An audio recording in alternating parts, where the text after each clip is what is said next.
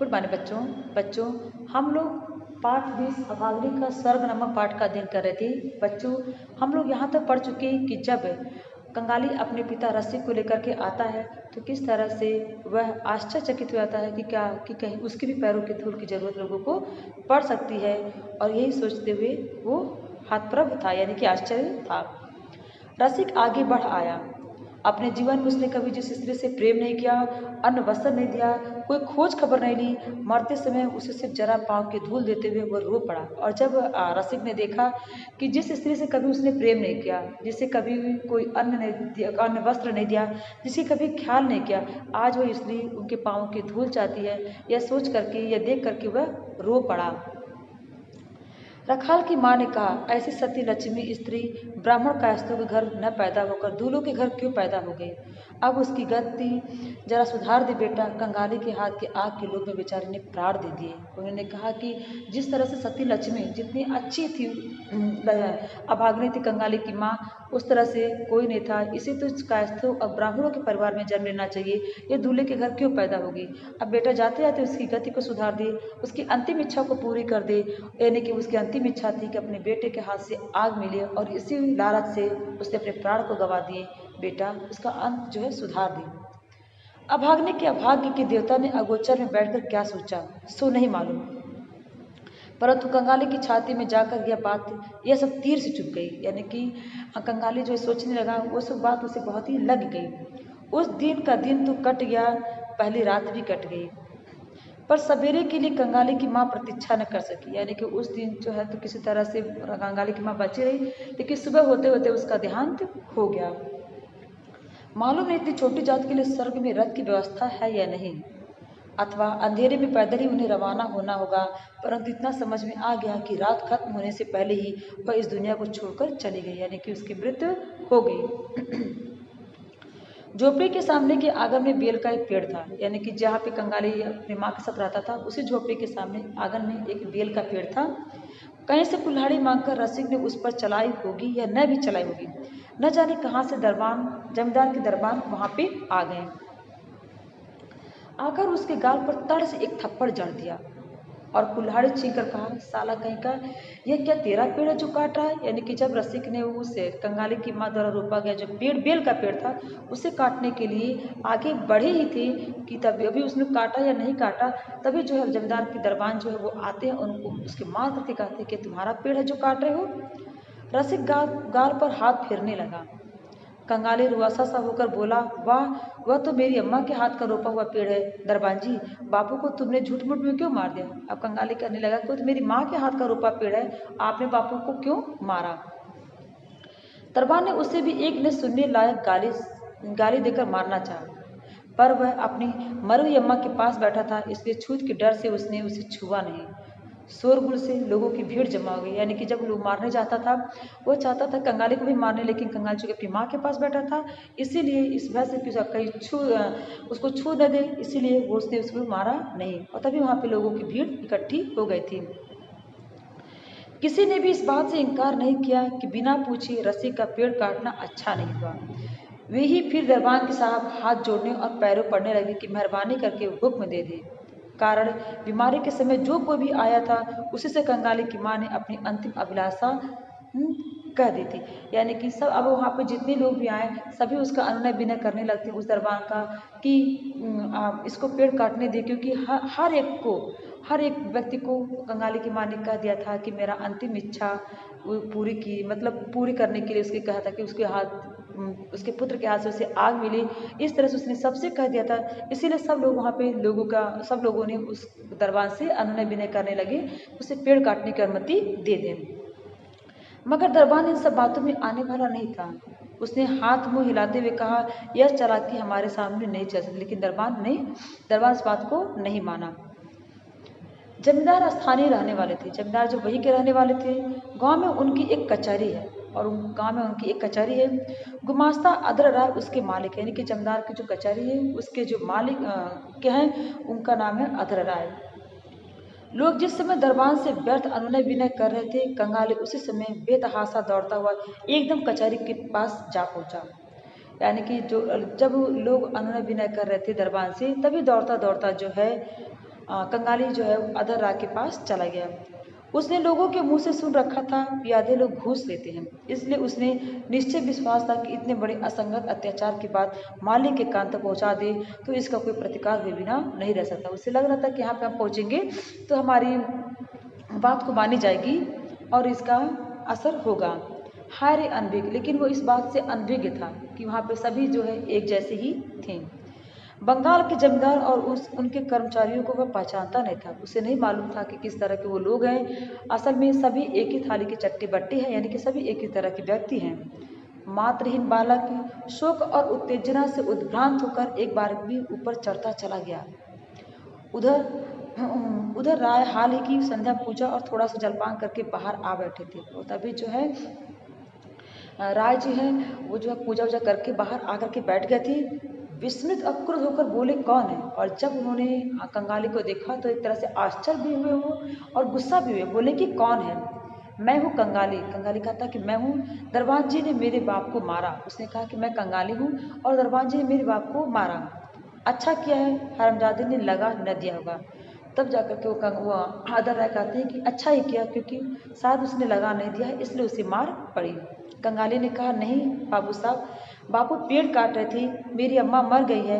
कहते कहते वह अपनी रुलाई को रोक न सका और रो दिया। कहा कि नहीं बाबूजी, और मेरी माँ मर गई है और मेरी माँ की अंतिम इच्छा थी वो लकड़ी से उसका दाह संस्कार किया जाए, उसको आग मिली इसीलिए वह पेड़ काट रहे थे। ये कहते कहते वह रोने लगा। सवेरे ही इस तरह की रोआ पोकी से अधर बहुत ही नाराज उठी। छोकरा मुर्दा छू कर आया, मालूम नहीं यहाँ का भी कुछ छू छा दिया होगा। कड़क कर बोले माँ मरी है तो जा नीचे जाकर खड़ा हो। हाय अरे कौन है रे, यहाँ जरा गोबर पानी डाल दे। किस जात का लड़का है तुम। और जब सुबह सुबह अधर बाबू ने देखा किस तरह से रोना पीटना वो कर रहा है तो उन्हें बहुत ही गुस्सा लगा और बोले कि छोकरा जो मुर्दा छू करके आया है इसको दूर करो, क्या पता कि यहाँ का कुछ छू दिया हो। और उन लोगों से कहा क्या करके यहाँ गोबर पानी करते, यानी कि जगह को पवित्र कर दे। जो उसके आने से अपवित्र हो गया था उसको पवित्र करने की बात करते हैं। और फिर पूछते हैं कि कौन जात का है तू। कंगाली ने डर के मारे नीचे आंगन में उतर कर कहा हम लोग दूल्हे हैं। और कंगाली जब इस तरह से पूछे तो डरते डरते उसने बोला कि हम लोग दूल्हे हैं। अधर ने कहा दूल्हे, अरे दूल्हे के मुर्दे के लिए लकड़ी की क्या जरूरत। तब अधर ने कहा करे दूल्हे, यानी उसको आश्चर्य हुआ कि दूल्हे दूल्हे के लोग तो लकड़ी की क्या जरूरत है, तो ऐसे ही दफना दिया जाता है। कंगाली ने कहा अम्मा जो मुझे आग देने को कह गई है तुम पूछ लो ना बाबू साहब, अम्मा सब किसी से कह गई है, सबों ने सुना है। माँ की बातें कहते कहते हुए उसके छड़ छड़ के अनुरोध उपरोध सब एक साथ याद आ जाने से उसका कंठ मनोरुलाए के मारे फट गया। यानी कि कहा कि अम्मा ने सबों से कहा है, उसकी अंतिम इच्छा थी कि वो उसे लड़के के हाथ से आग मिले, उसके भी पाँव में महावर लगे, उसके भी मांग में सिंदूर भरा जाए। अम्मा सबसे कही है और हर पल हर अक्षर वो यही बातें कहती है। यह बताते बताते कंगाली जो है रो पड़ता है। अदर ने कहा अम्मा को जलाना चाहता है तो पेड़ के दाम के 5 रुपये लेके आ सकेगा। बोला कि ठीक है, अगर अम्मा को जलाना चाहता है तो उस पेड़ के दाम के 5 रुपये हुए हैं, अगर ला के दे सकते हो तो दो और ले जाओ। कंगाली जानता था कि यह असंभव है, क्योंकि उसके लिए असंभव था ये चीज़, वह अपनी आंखों से देख आया था। उसके उत्तरी खरीदने के लिए दाम चाहिए थे। सो बिंदु की बुआ उसे भात खाने की थाली गिरवी रखने के लिए ले गई। उसने गर्दन हिलाकर कहा नहीं, और जब इसको पैसे के लिए उसकी बुआ ने थाली ले गई तो उसने कहा नहीं। अधर ने अपना चेहरा अत्यंत विकृत करते हुए कहा, यानी कि अपना चेहरा अत्यंत बिगाड़ते हुए कहा नहीं तो माँ को ले जाकर कहीं नदी में ताड़ में काट दे। किसके बाप के पेड़ पर तेरा बाप कुल्हाड़े चलाने गया। अरे पाजी अभागा बदमाश। वो बोलता कि अगर नहीं देगा तो जाओ अपनी माँ को ऐसे ही कहीं काट दे। कंगाली ने कहा वह तो हम लोगों के आंगन का पेड़ है बाबू साहब, वह तो मेरी माँ के हाथ का रोपा हुआ पेड़ है। उसने कहा कि वो मेरी माँ के हाथ का रोपा हुआ पेड़ था, यानी उसके माँ के हाथ का रोपा हुआ पेड़ पर भी उस बच्चे का अधिकार नहीं था और इसीलिए उसके भी लोग पैसे मांग रहे थे।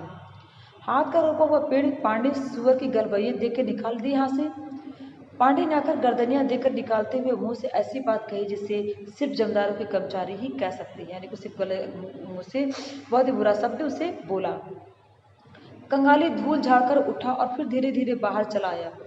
क्यों उससे मार पड़ी, क्या उसका कसूर था, लड़के के कुछ समझ में नहीं आया। गुमास्ते के निर्विकार चित्त पर इसका जरा भी असर नहीं हुआ। अगर होता तो वो नौकरी उससे न मिलती। उल्टे उसने फरमाया, पारस देखना जरा इसका लगान बाकी पड़ा है कि नहीं, बाकी हो तो इसका जार वाल छीन कर रखवा लेना, हरामजादा भाग जा सकता है। यानी कि कंगाली समझ में नहीं आ रहा था कि उसे क्यों मार पड़ी, क्यों उसे बाहर ढकेला गया, क्या उसका कसूर था, उसने ऐसा क्या किया था कि जो उसके साथ इस तरह से व्यवहार किया गया था। इसके अलावा अभी तो वो अपनी चीज़ से परेशान था। गुमास्ता जो कि और ही कठोर हो गया, उसने कहा कि इसका लगान देखो और पता करो, अगर इसका लगान बाकी है तो इसके जार वाल को छीन लो, क्योंकि कभी भी भाग सकता है। मुखर्जी के घर श्राद्ध है, बीच में सिर्फ एक दिन बाकी, यानी मुखर्जी के जो श्राद्ध होने वाला था उनकी पत्नी का, और सिर्फ एक दिन ही बाकी था। धूमधाम तैयारियां खूब जोरों से गृहिणी के श्राद्ध के लायक हो रही थी। वृद्ध ठाकुरदास स्वयं देख रेख करते हुए फिर रहते कंगाल उनके सामने आ खड़ा हुआ बोला, पंडित जी मेरी माँ मर गई है। यानी कि वो ठाकुरदास के पास जाता है जो अपने पत्नी की श्राद्ध के लिए तैयारी में व्यस्त थे, और उनसे कहता है कि पंडित जी मेरी माँ मर गई है। तू कौन है, क्या चाहता है तू? मैं कंगाली हूँ। माँ कह गई कि मेरा उसे आग देने के लिए अभी इतना बोल ही पाया था। उसने कहा तो सो दे जा करके। जब वो पंडित जी से कहता है कि मेरी माँ मर गई है और मेरी माँ कहती है कि मुझे आग देने के लिए, तो कहते कि ठीक है तो जा करके आग दे लो।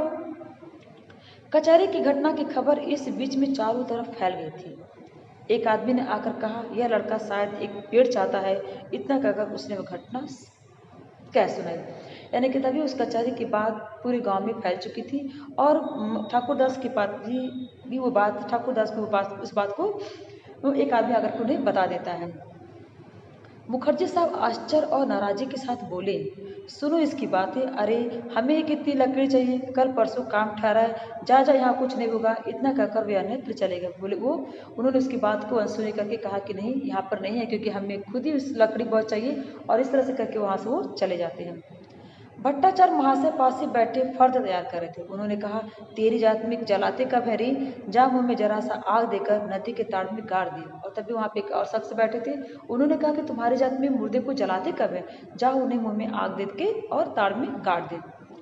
मुखर्जी साहब का बड़ा लड़का काम की जल्दी में व्यवस्था के साथ इधर से ही कहीं जा रहा था।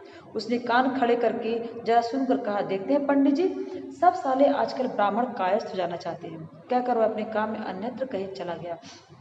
यानी कि मुखर्जी साहब के बेटे ने, वो भी, उसके अंदर भी दया नहीं था, उसके अंदर भी ममता नहीं था उस लड़के के प्रति, और उसने भी कहा कि अरे ये सब साले आज ब्राह्मण कायस्थ होना चाहते हैं, और ये कहकर वो कहा, वो भी वहाँ अपने काम पे चला गया।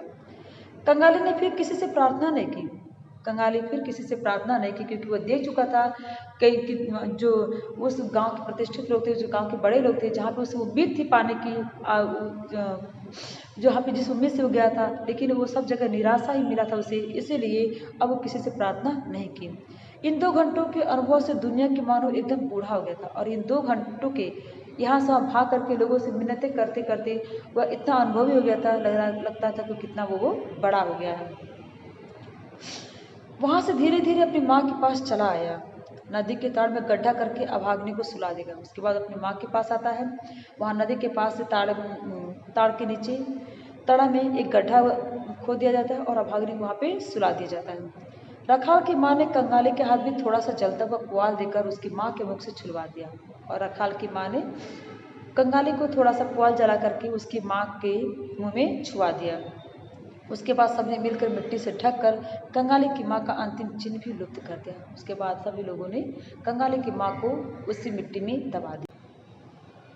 सब कोई अपने कामों में व्यस्त थे। सिर्फ कंगाली उस जलते हुए पुआल से थोड़ा सा धुआं घूमता हुआ आकाश में उड़ रहा था, उस धुएं की तरफ एकटक देखता हुआ स्तब्ध खड़ा था। यानी कि सभी लोग, जब कंगाली की माँ को दफना दिया गया, सभी लोग अपने अपने काम में व्यस्त हो गए, लेकिन कंगाली उस पुआल के से जो थोड़ा सा धुआं जो निकल रहा था, उस धुएं को एकटक देखता हुआ जड़भूत होकर के स्थिर होकर के खड़ा हुआ उस धुएं को वो देखता रह गया। यानी कि आज कंगाली अपने उस नसीब पे कोस रहा था कि जिसने जो अपनी माँ की उस अंतिम इच्छा को पूरी नहीं कर सका। उसकी माँ जो हर समय हर क्षण वो एक ही उसकी इच्छा थी कि अपने माँ के, अपने पति के हाथ पाँव की धूल मिले, उससे भी महावर लगे, उससे भी मांग में सिंदूर भरा जाए, और उससे भी लड़के के हाथ की आग मिले। सबसे बड़ी उसकी इच्छा थी लड़के के हाथ की आग मिले, जो उससे नसीब न हो सकी, और जिसे पूरा नहीं कर सकने की वजह से आज जो कंगाली स्थिर होकर के, मौन होकर के, चुपचाप उस धुएं को देख रहा था। बच्चों, आप लोग का ये लेसन समाप्त हुआ। कल इस लेसन का जो हम अभ्यास कार्य देखेंगे। तो आज के लिए बच्चों इतना ही। धन्यवाद।